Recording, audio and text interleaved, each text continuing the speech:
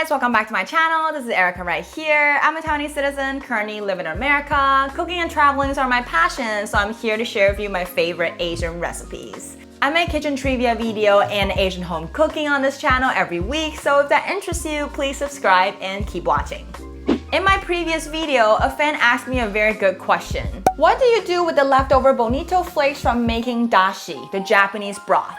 We know that making Japanese dashi broth, you need to use KOMBU and bonito flakes, and I have made a video talking about how to reuse the KOMBU to make a simple appetizer. So today I'm going to show you how to reuse both bonito flakes and KOMBU to make a Japanese rice seasoning, the furikake. There are many different flavors of furikake in the market, such as salmon, shrimp, egg, wasabi, and seaweed flavor. So today I'm going to show you how to make a bonito flavor furikake. So screenshot! Here are the ingredients that we'll need for today's recipe. We'll need bonito flakes, KOMBU, and sesame seeds. For seasoning, we'll need soy sauce, sake, sugar, and salt. Very simple. First, let's take a look at our main ingredient, the bonito flakes. Bonito flakes is a type of dry fish that is supposed to be dry and flaky.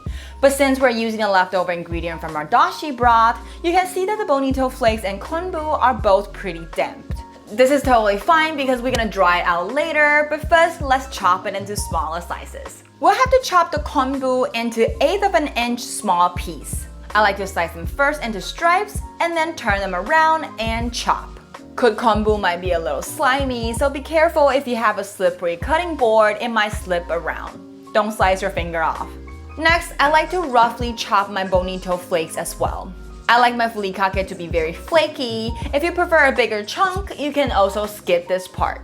Now our ingredients are ready, let's start cooking. Get a pan or wok and add in your bonito flakes.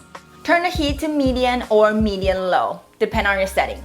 We want to dry out our bonito flakes and KOMBU, so later when we season it with soy sauce and other seasoning, it can absorb it better. You can see that it's steaming a lot, which means water is evaporating. Keep stir-frying them to prevent burning, and when you see the steam stopped, you can add in your chopped KOMBU. Same thing, keep stir-frying in medium-low heat to dry out the KOMBU as well. When that's done, you can add in your sesame seeds. My sesame seeds is not toasted, so I like to add it in and stir fry it for a little bit to make it crispier. But if your sesame seeds is toasted, you can add it in and go straight to the next step. Around 2 minutes of frying in the carbon steel wok, I can already smell the sesame aroma. I can hear them popping in the wok. Now turn the heat to low and add in your soy sauce, marine, sugar, and salt. Try not to pour all the seasoning in one spot so the flavor can be distributed more evenly.